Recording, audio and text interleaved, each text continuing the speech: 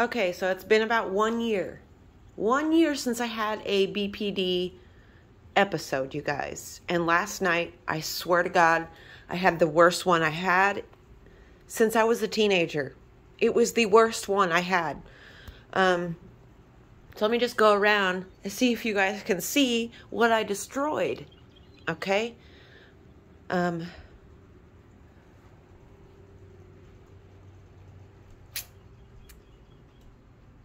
There was, you guys, I spent 2 hours. See, this is why I can't be around people who activate that part of me. I'm not saying they are responsible, but being around that type of energy and that type of person, like I get to a point where I can't regulate myself anymore, and I can't do it. And so that's a big reason why I don't go around my family, because they activate me. It's people who can get me in my emotions, or I allow people to get me into my emotions. You know, it's people I care about, people I love. I get into my emotions, and once I'm too far gone in my emotions, I can't. It's like I'm no longer here, you guys, and it's really scary. And it's scary as hell to be me. I can't imagine being the other person, witnessing what I'm doing. And so I don't want to be around people who can activate that part of me, because it's fucking terrifying. So last night, Mark and I were sitting here, you know. He got me some marriage hooji, you know.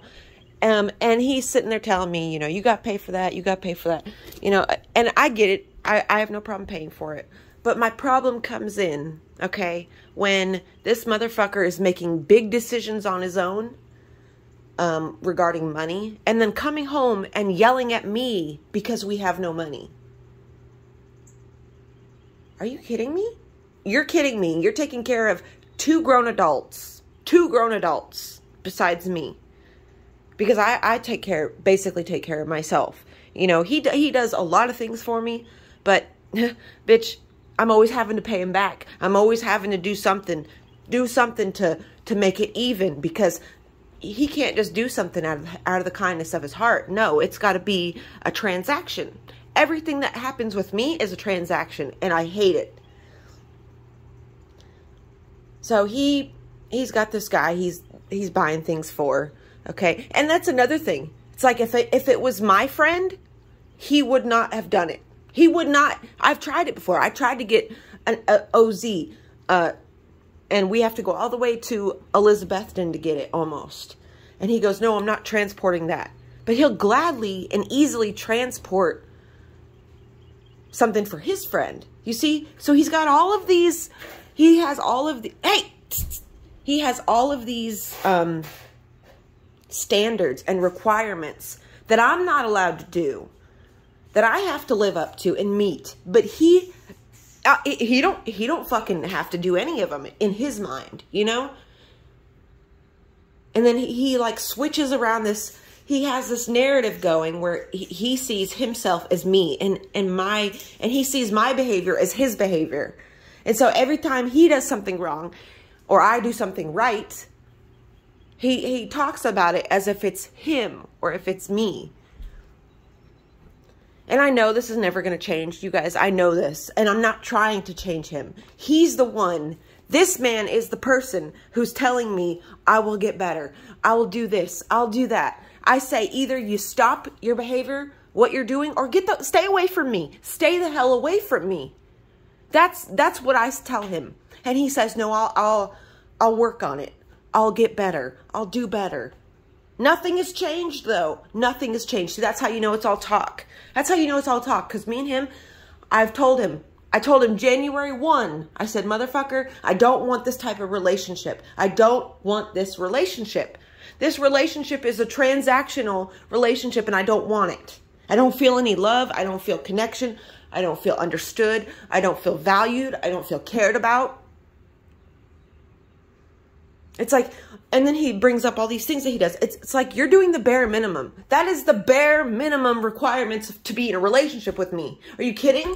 And you think that's all that there is? That you think that I should be grateful for your bare minimum scraps that you're giving me? You guys, I'm dumbfounded how anybody could be this way. How could you be this way? How could you constantly lie to a person and tell them, I'm going to do better. I'm going to change. I'm going to work on that. I'm going to do this. And then nothing over and over and over again. Yeah, it's my fault. It is totally my fault because I'm the dummy that keeps fucking falling for it, you guys. It's me. And it would be so much easier, like I've said over and over again, to get away from this if I had any type of support system, but I don't. I asked him to get me, so he refuses to, I've already told this story before, but anyway. So yeah, I sat here last night and I tore this place up, you guys. There was dirt everywhere. There's probably still dirt on the floor. I know there is. See, look. Dirt here. There's dirt back over here. There's dirt over here. There's dirt over here. I went insane, you guys. I went insane. I picked this whole thing up and it was full of plants. Well, there was a plant on it. There was the, what do you call it? The golden pothos was sitting on here. And that really pretty blue pot. I picked that up and I fucking slammed it down as hard as I could. Right at his feet. He was standing here, cowered over like a fucking coward that he is. And because he was telling me, you know, this is the thing. I don't give a shit what he does with his money. I do not care. But I start to care when you start to come and belittle me and berate me and make me do all these things and get rid of a bunch of shit. He made me get rid of my car. He sold my car. You know, there's a few other things he's making me get rid of. Yet he gets to do whatever he wants, you know. It's like he has unlimited access to anything he wants to do. But as soon as I have the goal to say anything about it, if it makes me uncomfortable, imagine being in a relationship with somebody where you can't voice when you're uncomfortable, in fear that he's going to call you crazy, in fear that he's going to say you're too much, in fear that he's going to leave and abandon you and use that abandonment because he knows that's one of my biggest wounds. He uses that abandonment as a weapon. He says, you deserve to be in a mental hospital. You deserve to do this. But I don't deserve kindness, do I? I don't deserve respect, do I? I don't deserve to be treated like a human being with feelings, do I? No. He's committed to misunderstanding me. He's committed to making me out to be the bad guy. He's committed to all these things because it's been 13 years and it's still the same story. So, you know, I've been stifling my rage because I didn't want to burn a bridge. I've been stifling my rage for a long time because of fear, because he's put me in jail before. He has called the cops on me. I went through years of probation because of him, because I had a BPD episode and he called the cops on me and watched them throw me down on the ground and watched them tackle me and just laughed at me. This motherfucker just laughs at me when I'm in these horrible states of mind. And I don't want to be that person. And if I have to be that person to be around him, I'm done. You guys, I want to be done so bad. But this motherfucker, I'll go a week without talking to him. Suddenly he'll start putting money in my bank account. Suddenly he'll start saying, I love you. I miss you. I'm sorry. You know. And I'm such a nice person that I just, you know, a lot of times I just overlook it. And I'm like, you know what? Well, what else? What are my other options? And I should not think that way. And I'm getting sick that I'm like thinking that way. So that's why I did not post a video yesterday. I was having a really bad day.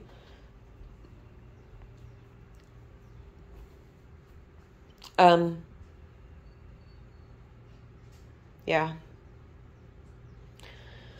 I need to start figuring out a way to make money so I can save up and move the hell away from this place. I don't know what to do though, guys. Please don't in the comments, please don't say anything about you shouldn't try to change him. I'm not trying to change him. I'm not.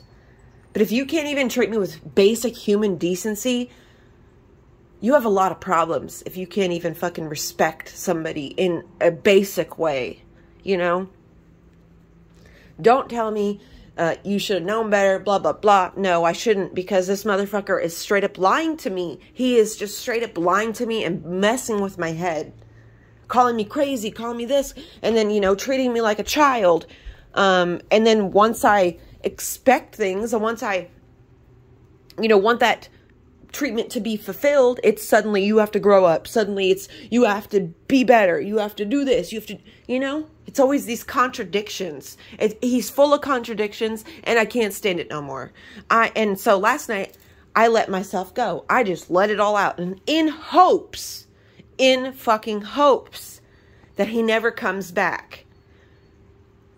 I swear to God, if he comes back, I'm tempted to go file a police report, and get a restraining order and all that, you know, because he's fucked my life up plenty of times. And I know if I file any type of police report and his name is on it, you guys, there goes his job. And that's what's holding me back, because I'm too caring, and I don't want to ruin his life, because that's not my motive. My motive is just self-protection, self-preservation. That is my motive. That is it. To protect myself and my sanity.